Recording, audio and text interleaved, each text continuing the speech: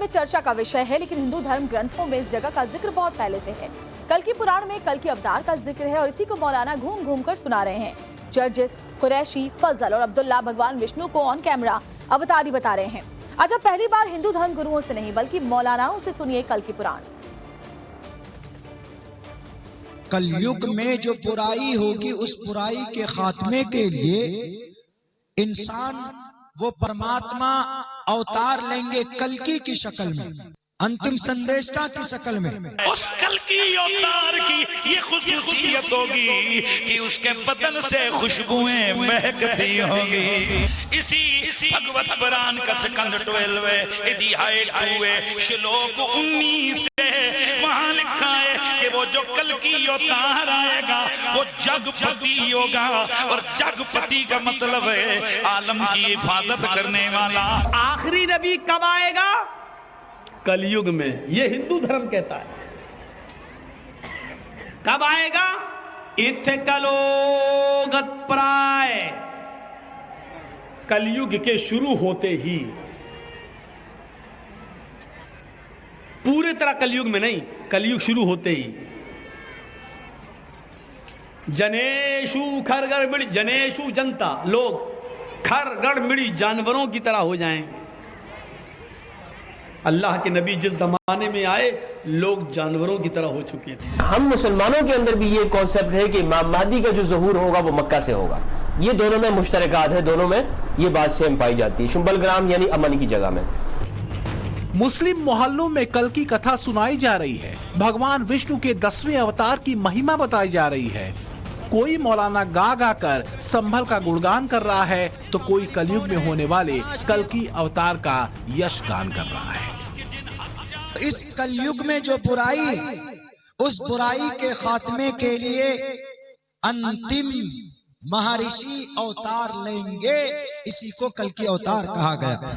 यदा यदा ही धर्मस्य ग्लानिर्भवति भारत, जब जब धर्म की गिलानी होती है और अधर्म की वृद्धि होती है, कृष्ण जी कह रहे हैं, है अर्जुन, जब जब धर्म की गिलानी होती है और अधर्म की वृद्धि होती है, उस जमाने में, उस युग में मैं अवतार ग्रहण करता हूँ।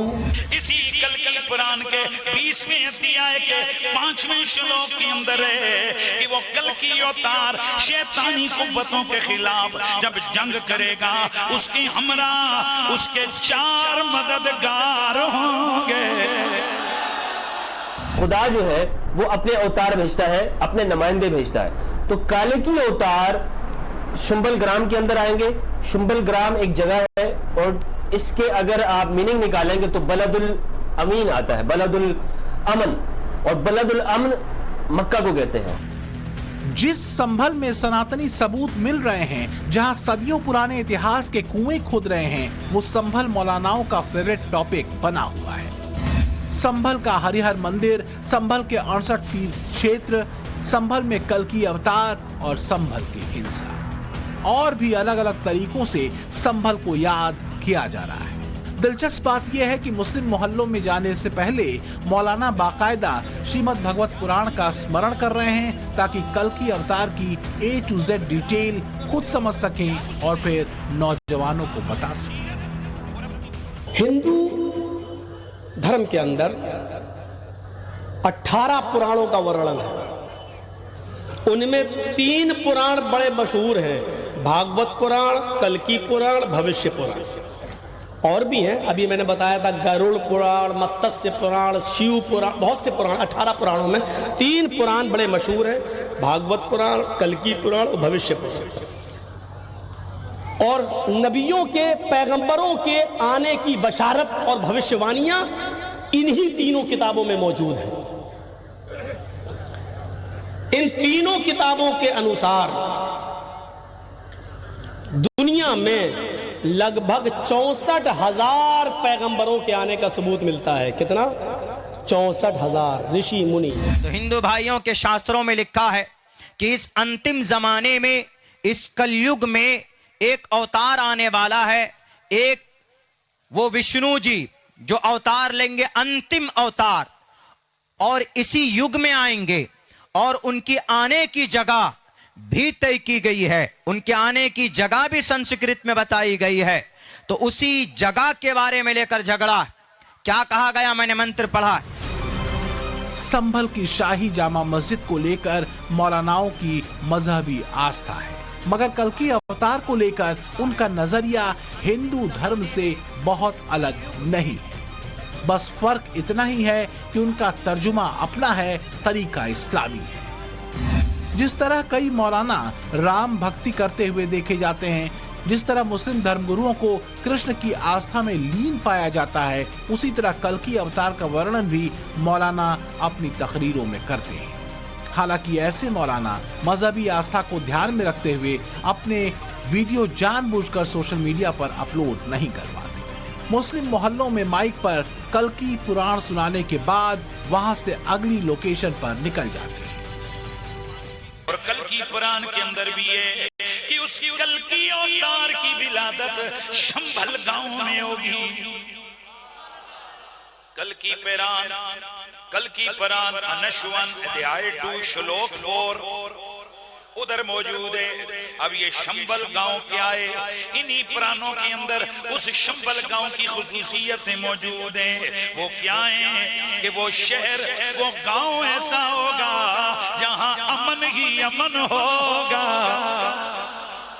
जो लोगों को अपनी तरफ खींच लेगा, लोगों को अपनी तरफ खींचेगा और लोग दूर दूर से उसकी जियारत के लिए आएंगे। अब हम समझते हैं वो शंभल गांव कि जहां अमन भी हो, दूर दराज से लोग भी जाएं, वो मजहबी अहमियत भी रखता हो, वो कोई और जगह नहीं, वो मक्कातुल मुकर्रमा है। कलयुग में जो बुराई, उस बुराई के खात्मे के लिए अंतिम महर्षि अवतार लेंगे, इसी को कल्कि अवतार कहा गया।